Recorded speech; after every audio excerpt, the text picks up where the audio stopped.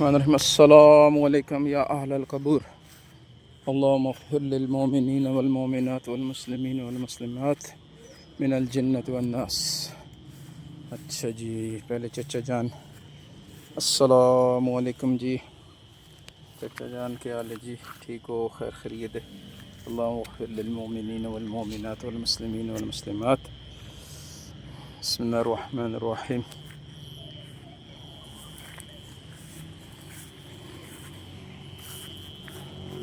السلام علیکم جی حاجی صاحب، حاجی کیم خان صاحب و آل حاجی کیم خان صاحب، سب کو السلام علیکم جی۔ اچھا جی، السلام علیکم چچا جان عبدالرحیم صاحب ولد حبیب اللہ۔ اچھا جی، السلام علیکم ابو جان جی، السلام علیکم جی میری طرف۔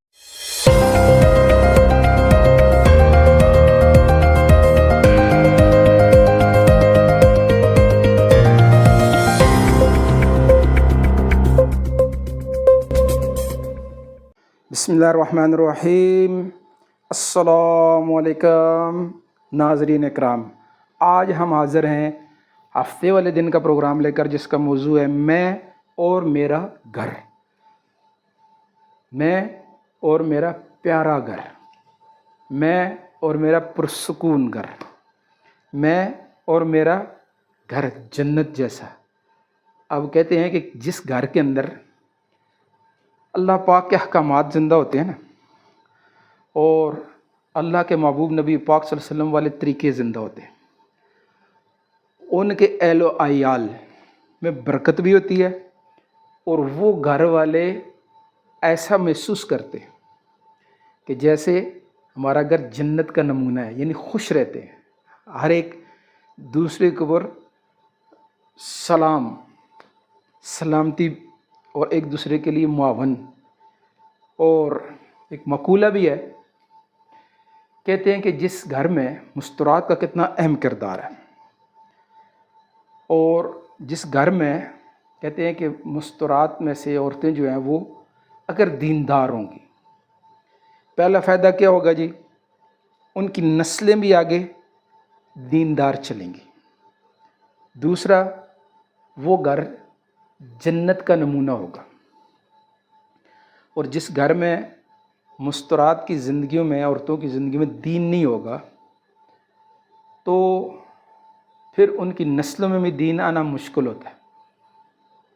اور پھر وہ گھر جو ہوتا ہے نا، جب اللہ کی رحمتیں نہ ہوں تو پھر کیا ہوتا ہے؟ وہاں شیاطین کا تسلط ہوتا ہے، فتنے، فساد، جھگڑے، اور وہ گھر جیتا جاگتا جہنم کا نمونہ بن جاتا ہے۔ مثال اکثر سنتے رہتے لوگ، مثال دیتے ہیں، یار گھر تو جہنم بنا ہوا، گھر جنت کا نمونہ بنا ہوا۔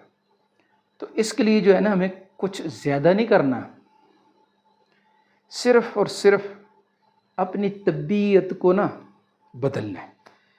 جیسے گھر کے اندر 4 قسم کے لوگ ہم ہر پروگرام میں بتاتے ہیں، ہمارے بچے ہوتے ہیں، ہمارے مرد ہوتی ہیں، ہماری مستورات ہوتی ہیں، اور ہمارے بزرگ ہوتے ہیں۔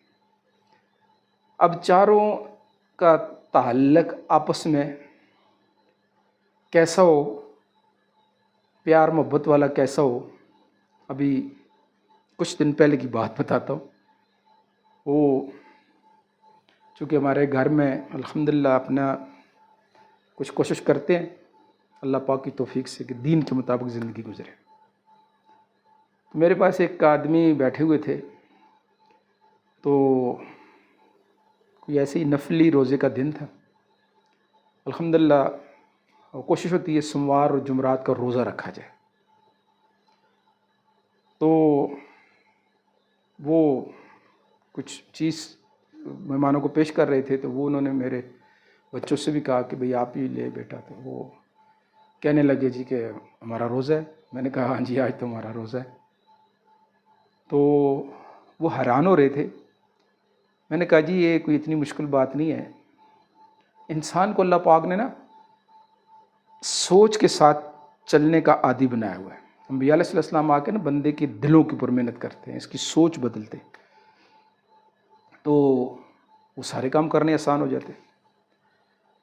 تو اپنے گھروں کے اندر جو ہے نا، ہم اگر اللہ کے محبوب نبی پاک صلی اللہ علیہ وسلم والا طریقۂ زندگی لائیں گے نا، تو گھر جنت کا نمونہ بنیں گے۔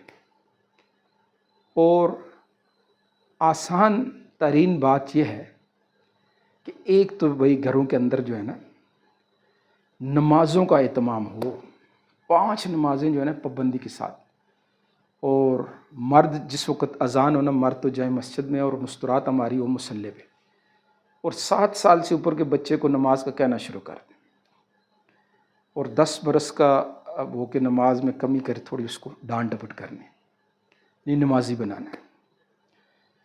تو گھر کی بنیاد جو ہے نا، یہ چاروں افراد مل کے، ہمارے بزرگ اکثر جو ہے نا وہ ماشاءاللہ اکثر گھروں میں ہوتا ہے کہ وہ خود تو نماز کے لیے جا رہے ہوتے ہیں، خود دین کی طرف راغب ہوتے ہیں، اکثر ان کے بچے آگے جو ہے نا وہ دین کی طرف مائل نہیں ہوتے۔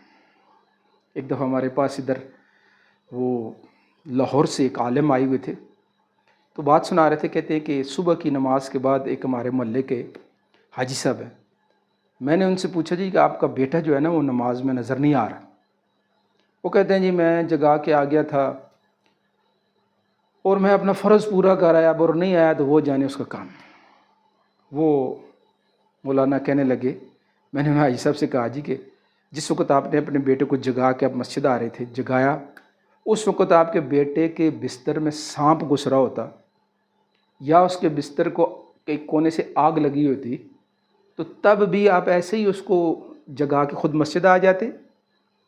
کہتے ہیں نہیں، پھر تو میں اسے اور طرح جگاتا کہ اٹھ، جل گیا، اٹھ، مر گیا، سانپ کاٹ دے گا۔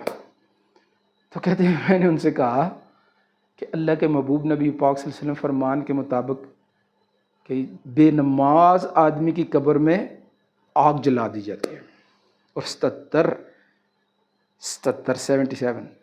ازدائے ایسے اس پر مسلط کر دیے جاتے ہیں کہ ایک بھی ان میں سے ضمیر پر پھونکار مار دے تو قیامت تک گھاس نہ ہوگی۔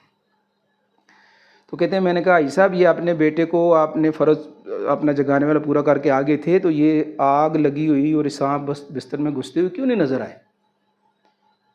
خدا نہ خواستہ اس حال پہ اس کی موت آ گئی تو کل تو ہم اس کی قبر میں جا کے وہ سانپ اس سے جدا نہیں کر سکتے، وہ آگ نہیں بجھا سکتے، لیکن آج ہم وہ سانپوں سے اس کو دور کر سکتے ہیں۔ آج ہم جو ہے نا اس کی قبر میں یعنی آگ کو بجھا سکتے ہیں۔ ایک دفعہ کسی بہت اچھا مقولہ لکھا ہوا کہ آج ہمیں یہ تو فکر ہے کہ میرے مرنے کے بعد میری اولاد کا کیا ہوگا، لیکن یہ فکر نہیں ہے کہ اولاد کے مرنے کے بعد اولاد کا کیا ہوگا۔ جس حال پہ اولاد کو چھوڑا ہوا ہے، اس پہ اس کی موت آ گئی تو اس کا کیا بنے گا۔ تو اس لیے بھائی سب کی فکر کرنی ہے، اس کی کوشش کریں گے نا، اور پروگرام کو آگے شیئر بھی کرنا ہے۔ کل ہمارا پروگرام ہوگا اتوار والے دن کا، میں اور میری تعلیم۔